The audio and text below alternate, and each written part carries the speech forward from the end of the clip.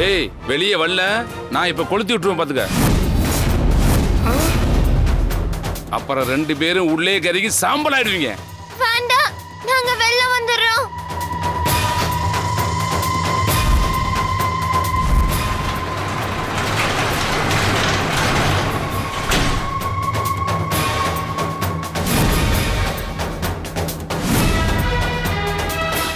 வாண்டு சைஸ்ல இருந்துகிட்டு எங்களை தெரு தெருவா அலைய வச்சிட்டீங்களே.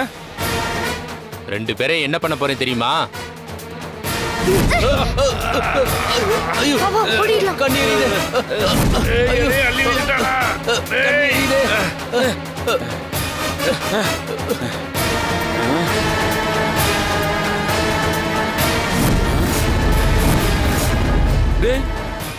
மறுபடியும் எஸ்கேப் ஆயிட்டாங்கடா.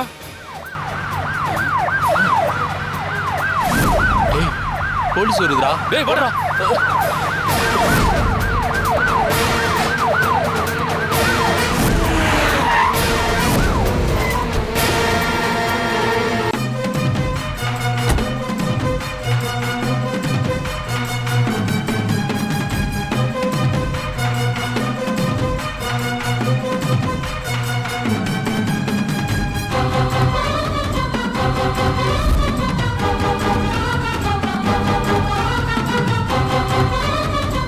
ரவுடிங்க இங்க இருந்து தான் ஓடுறாங்கன்னா பவியும் அர்ஜுனும் இங்க தான் இருக்கணும். கான்ஸ்டபிள், அவனுங்களை ஓடி போய் பிடியா. சரிங்க ஐயா.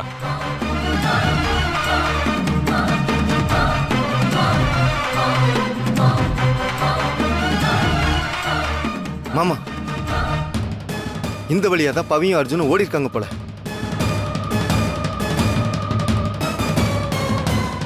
அப்படின்னா அவங்க இவ்வளவு நேரம் இங்கே தான் இருந்திருக்கணும். அப்படின்னா அவங்க 2 பேரும் ரொம்ப தூரம் போயிருக்க முடியாது.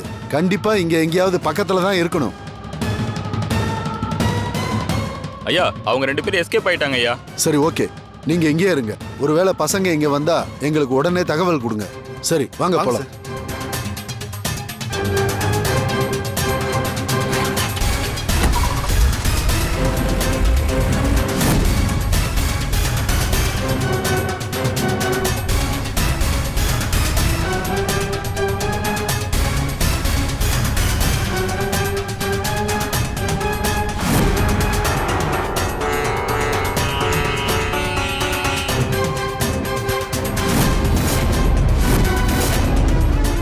அங்க ஓடுறது பவித்ரா தானே? ஆமா மேடம். வண்டி அவங்க பக்கம் திருப்புங்க.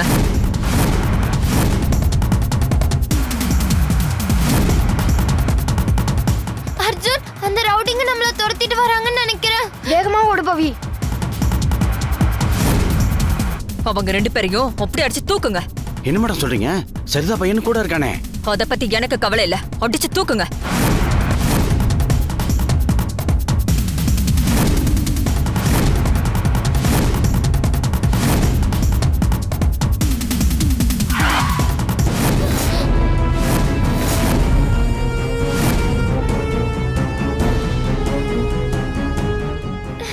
சித்தப்பா,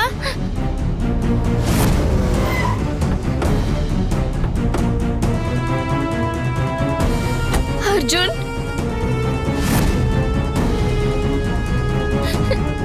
சித்தப்பா.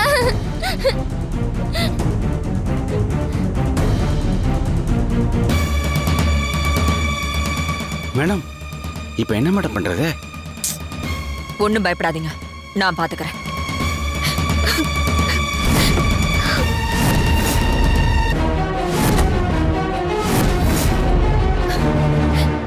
நில்லுங்க நில்லுங்கன்னு சொல்றேன், பயந்துகிட்டு இப்படி ஓடி வரீங்களேப்பா.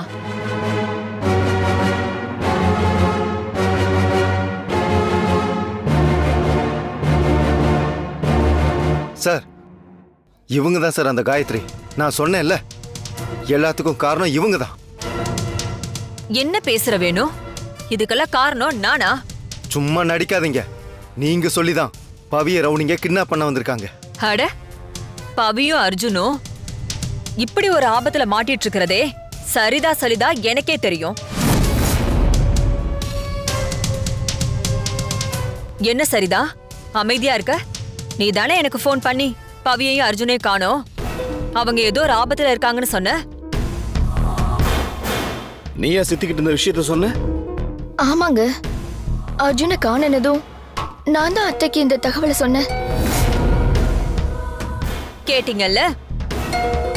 சரிதா சொன்னதை கேட்டு பதறி போய் நான் என்னால முடிஞ்சதை செய்யணும்னு சொல்லிட்டு இந்த பசங்களை தேடி வந்தேன்.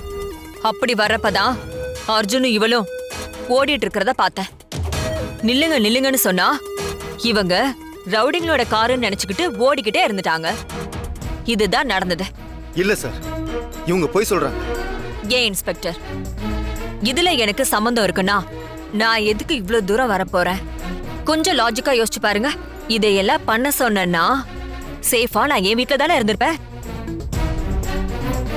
இதுக்கு மேலயும் உங்களுக்கு என் மேல நம்பிக்கை இல்லைன்னா என்ன அரெஸ்ட் கூட பண்ணிக்கோங்க. எப்படியோ பசங்க சேஃப் ஆயிட்டாங்கல்ல, அது போதும் எனக்கு. வேணு, அத்தை சொன்ன மாதிரி அவங்களுக்கு இதுல எந்த சம்பந்தமும் இல்ல. நான் சொல்லிதான் அத்தை இங்க வந்தாங்க. அவங்கள போய் சந்தேகப்பட்டுக்கிட்டு விடுறா.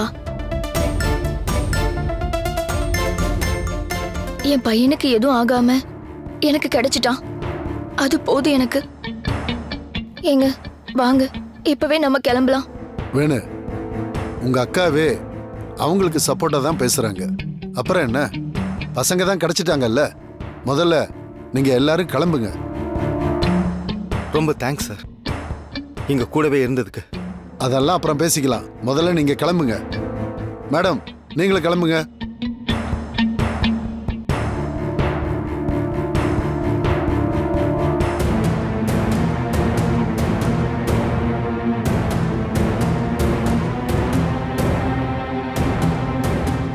இப்பவும் சொல்றேன், எனக்கு நல்லா தெரியும் இதெல்லாம் பிளான் பண்ணதே நீங்க தான். ஆதாரம் இல்லாததுனால இப்ப வேணும்னாலும் நீங்க தப்பிச்சிருக்கலாம். ஆனா கண்டிப்பா ஒரு நாள் நீங்க மாட்டுவீங்க. அன்னைக்கு இதுக்கெல்லாம் சேர்த்து தண்டனை அனுபவிக்க வேண்டியது வரும். அப்புறம் இன்னொரு விஷயம், இன்னொரு தடவை பவியை என்கிட்ட இருந்து பிரிச்சலான்னு மட்டும் நினைச்சு கூட பாத்துறாதீங்க. அது நடக்கவே நடக்காது. வா பவி, போலாம்.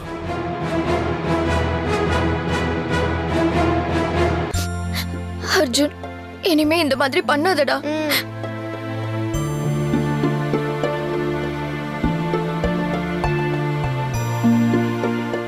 சாரிக்கா, இப்படிலாம் நடக்கும்னு நான் எதிர்பார்க்கல. சாரி பவி, ஒரு வகையில நடந்த எல்லாத்துக்கும் நானும் ஒரு காரணம். நான் மட்டும் கோவப்பட்டு உன்னை திட்டாம இருந்திருந்தா நீ வீட்டை விட்டு வெளியில போற நிலைமை வந்திருக்காது. என்னாலதான் தேவையில்லாம ரவுடிங்க கிட்ட மாட்டிக்கிட்டு இவ்வளவு கஷ்டத்தை அனுபவிச்சிருக்க. என்ன மன்னிச்சிரு பவி. என்ன சித்தப்பா, என்கிட்ட போய் சாரி கேக்குறீங்க? நீங்க என்னதான் என்ன திட்டினாலும் இப்ப என்ன காப்பாத்த வந்ததும் நீங்க தானே. நீங்க எப்படியும் வந்துருவீங்கன்னு எனக்கு நல்லாவே தெரியும் சித்தப்பா. அந்த நம்பிக்கையில தான் நான் இருந்தேன். ஆனா எனக்கு ஒண்ணே ஒண்ணு மட்டும் தான் புரியல சித்தப்பா. என்ன பவி? என்ன கடத்திட்டு போன ரவுடிங்க என்கிட்ட நம்ம வீட்ல உள்ள நகையை பத்தி தான் கேட்டாங்க.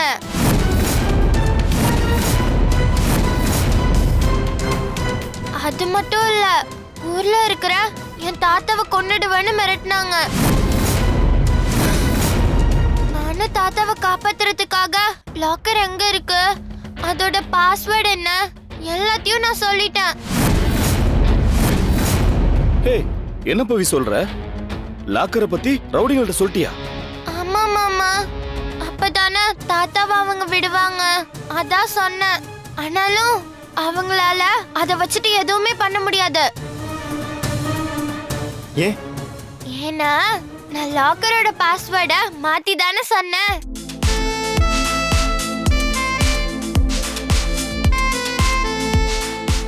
லாக்கர் நம்ம வீட்ல பாட்டி இருக்க ரூம்ல தான் இருக்கு. அதை தெரிஞ்சுக்கிட்டு அவங்க வீட்டுக்குள்ள போனாலும் அதை திறக்கவே முடியாது. சூப்பர் பவி, இந்த ஆபத்துல கூட நல்லா யோசிச்சிருக்கியே, செம. டேய், வாயை மூடிட்டு அமைதியா இரு. தேவையில்லாம எல்லாத்தையும் பேசிட்டு இருக்க. மாமா, நான் சொன்னேன்ல, இது எல்லாமே அந்த காயத்ரியோட வேலை தான். நம்ம வீட்ல உள்ள நகையை பத்தி ரவுடிங்க விசாரிச்சிருக்காங்கன்னா அது அவங்க சொல்லி தான் தெரிஞ்சிருக்கணும். அது மட்டும் இல்லாம பவியோட தாத்தா இருக்கிற இடமெல்லாம் அவங்க சொல்லாம தெரிஞ்சிருக்க வாய்ப்பே இல்லை. டேய் நீ பாட்டுக்கு ஏதாவது ஒன்று சொல்லிக்கிட்டு இருக்காத.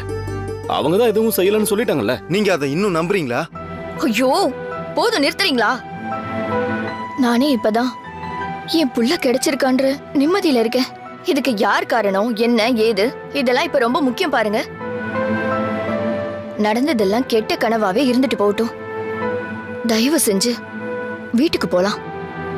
வா அர்ஜுன். அர்ஜுன் கார்ல ஏறு.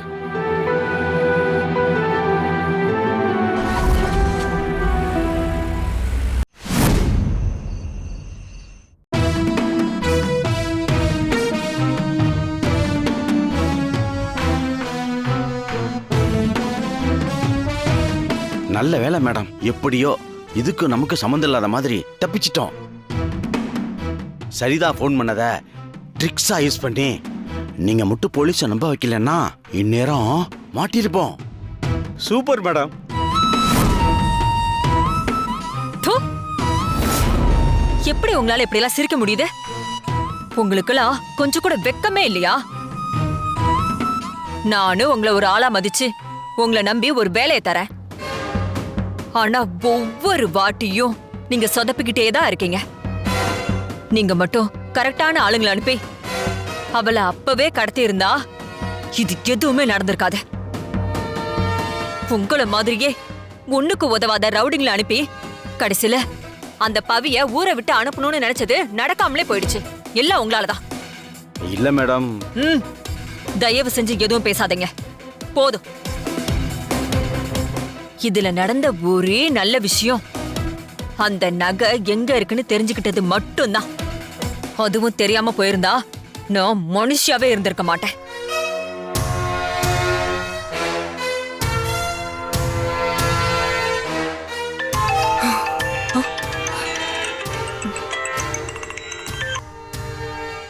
ஹலோ, என்ன ரோஜா, நகை எடுத்துட்டு வந்துட்டியா? எங்க இருக்க இப்போ? இல்ல மேடம், நான் இன்னும் வீட்ல தான் இருக்கேன். இன்னும் அங்க என்ன பண்ணிட்டு இருக்க? அந்த லாக்கரை ஓபன் பண்ண முடியல மேடம். என்ன உளர்ற? நான் தான் கரெக்டான நம்பரை சொன்னேன்ல. ஐயோ, அந்த நம்பரை போட்டேன் மேடம், ஆனா திறக்கல மேடம். எனக்கு என்னமோ பவித்ரா தப்பான நம்பரை கொடுத்து ஏமாத்திட்டாளோன்னு தோணுது மேடம். மேடம் என்னாச்சு மேடம்? அந்த பவித்ரா மறுபடியும் முட்டாளாக்கிட்டா. தப்பான பாஸ்வேர்டை சொல்லி என்னை ஏமாத்திட்டா. ச்சே. மேடம் இப்ப நீங்க கோவப்படக்கூடாது. பொறுமையா நிதானமா தான் யோசிக்கணும். மோஸ்ட்லி இந்த மாதிரியான லாக்கருக்கெல்லாம் நாம பொதுவா நம்ம பிறந்த நாளையோ இல்ல பிடிச்சவங்களுடைய பிறந்த நாளதான் வைப்போம். ஒருவேளை பவித்ரா அது மாதிரி அவ பாட்டியோட பிறந்த நாள்ல பாஸ்வேர்டை வச்சிருந்தா ரமாதேவியோட பிறந்தநாள் டேட்டை போட்டு ட்ரை பண்ண சொல்லுங்க மேடம். Super idea. ரோஜா, உடனே ரமாதேவியோட பர்த்டே டேட்டை போட்டு பாரு. அது என்னன்னு எனக்கு எப்படி மேடம் தெரியும்? ஏய் முட்டாள், அங்கதான் ரமாதேவியோட மெடிக்கல் ஃபைல் இருக்குல்ல, அதுல இருக்கும் பாரு. சரி மேடம், நான் பாக்குறேன் மேடம்.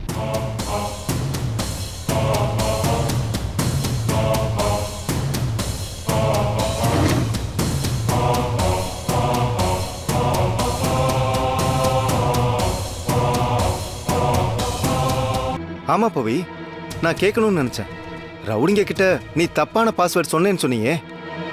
அப்ப உண்மையானதா என்ன பாஸ்வேர்ட் வச்சிருக்க? வேற என்ன, பாட்டியோட பர்த்டேவை தான் பாஸ்வேர்டா வச்சிருக்கேன்.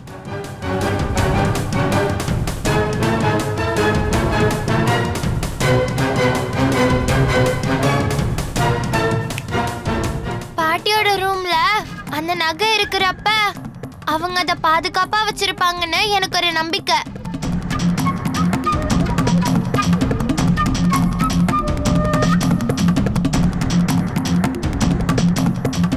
எல்லாரும் வாங்க என் கூட. எங்க? வாங்க.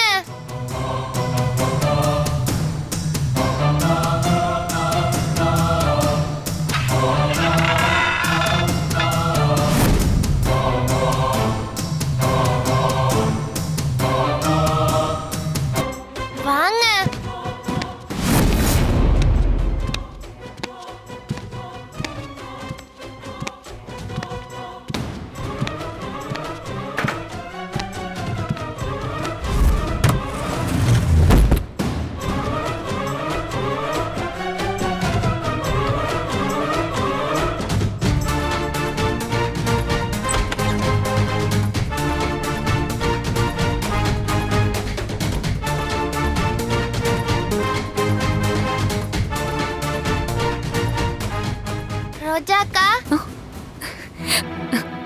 பவி, நீ வீட்டை விட்டு போயிட்டேன்னு தெரிஞ்சதும் நான் எவ்வளவு பயந்தேன் தெரியுமா? எதுக்கு நீ இப்படி எல்லாம் பண்ற? இனிமே இந்த மாதிரி எல்லாம் செய்யக்கூடாது, சரியா? கவலைப்படாதீங்க அக்கா. பாட்டி என் மேல வச்சிருக்க பாசம் அவங்கள விட்டு என்ன போக விடாது. இதுக்கு ஒன்றும் குறைச்சல் இல்லை. ஆமாம் பவி, இன்னொரு தடவை இப்படி செஞ்சு அப்புறம் நான் உன் கூட பேசவே மாட்டேன். சரி விடுடா, பவிதான் வந்துட்டால, அப்புறம் என்ன? சரிம்மா, எங்களை எதுக்கு இங்க கூட்டிட்டு வந்த? இருங்க.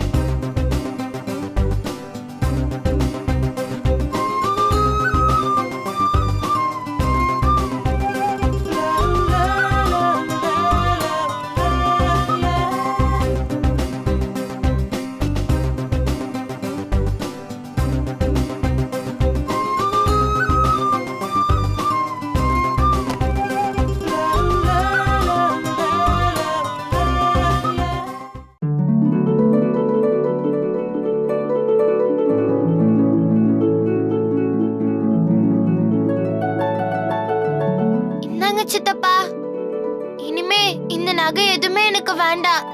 இதெல்லாம் நீங்களே வச்சுக்கோங்க. அப்பாடா, ஒரு வழியா நமக்கு நகை வரப்போகுது. அதுக்கு தேவையே இல்லை பவி. நீ சொன்ன மாதிரியே அந்த ஆர்டர்ல பெரிய ஆபத்து இருந்துச்சு. அதனாலதான் நீயும் நகையை கொடுக்கல, அத்தையும் அதுக்கு சம்மதம் கொடுக்கல. ஒருவேளை நீ நகையை கொடுத்திருந்தா நமக்கு தான் லாஸ் ஆயிருந்திருக்கும். அதுல இருந்து தப்பிச்சதுக்கு காரணம் உனக்குள்ள இருந்த நம்பிக்கை தான். அதனால இந்த நகை உன்கிட்டே இருக்கட்டும். நீ சொன்ன மாதிரியே இது அத்தை உன் பொறுப்புல விட்டது. இதை நீ பத்திரமா வச்சுக்கோ.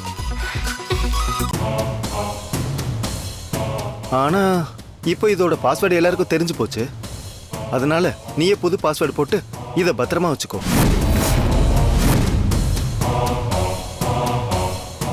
வாங்க எல்லாரும் போலாம்.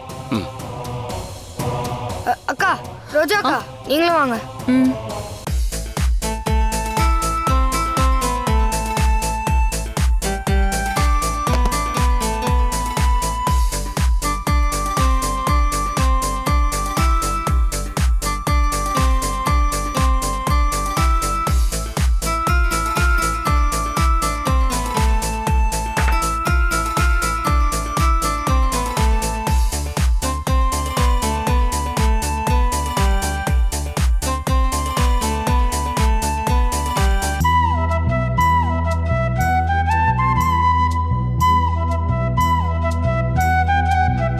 பாட்டி, நீங்க சொன்ன மாதிரியே நான் அந்த நகையை காப்பாத்திட்டேன் பாட்டி.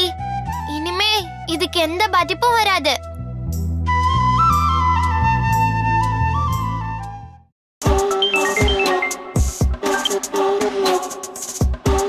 ரோஜா, நகை எடுத்துட்டியா? உடனே நான் சொல்ற இடத்துக்கு வந்துரு. இல்ல மேடம், நகையை எடுக்க முடியல. ஏய், என்னடி எப்ப பார்த்தாலும் இதே சொல்லிட்டு இருக்க? என்னடி அவங்க கூட சேர்ந்துக்கிட்டு டிராமா பண்ணி என்ன ஏமாத்துறியா? நான் சொல்றத கொஞ்சம் கேளுங்க மேடம்.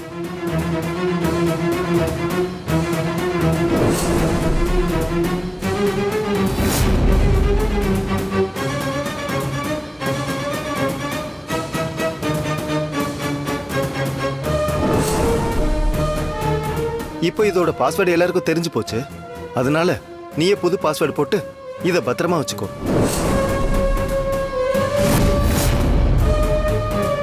ஒரு 5 நிமிஷம் அவங்க லேட்டா வந்திருந்தா எல்லா நகையும் நான் எடுத்திருப்பேன் மேடம். கடைசி நேரத்துல பவித்ரா வந்ததும் இல்லாம பாஸ்வேர்டையும் மாத்தி வச்சிட்டா. அதனாலதான் மேடம் என்னால எதுவுமே செய்ய முடியல. அதுக்கு மேல நான் ட்ரை பண்ணியிருந்தா கண்டிப்பா நான் மாட்டியிருப்பேன் madam. I'm sorry madam. Check போனவே. மேடம், என்னாச்சு? வேண்டாம், யாரும் என்கிட்ட ஒரு வார்த்தை பேச வேணாம். நான் எதிர்பார்த்த மாதிரி அந்த நகையும் எனக்கு திரும்ப கிடைக்கல. அந்த பவித்ராவும் திரும்ப வீட்டுக்கும் போயிட்டா. கடைசியில நான் தோத்து போனவளா நின்னுட்டு இருக்கேன். ரமாதேவி கிட்ட தோத்து போயிட்டோன்ற அவமானத்தை என்னால இது வரைக்கும் தாங்கிக்க முடியல. இப்போ ஒரு சின்ன பொண்ணுகிட்டயும் நான் தோத்து போய் அவமானப்பட்டு நிக்கிறேன். எனக்கே என்ன பார்க்க இப்ப அசிங்கமா இருக்க. ஆனா என்னோட இந்த அசிங்கத்துக்கும் அவமானத்துக்கும் அந்த பவித்ரா பதில் சொல்லியே ஆகணும். சீக்கிரமே சொல்ல வைக்கிறேன்.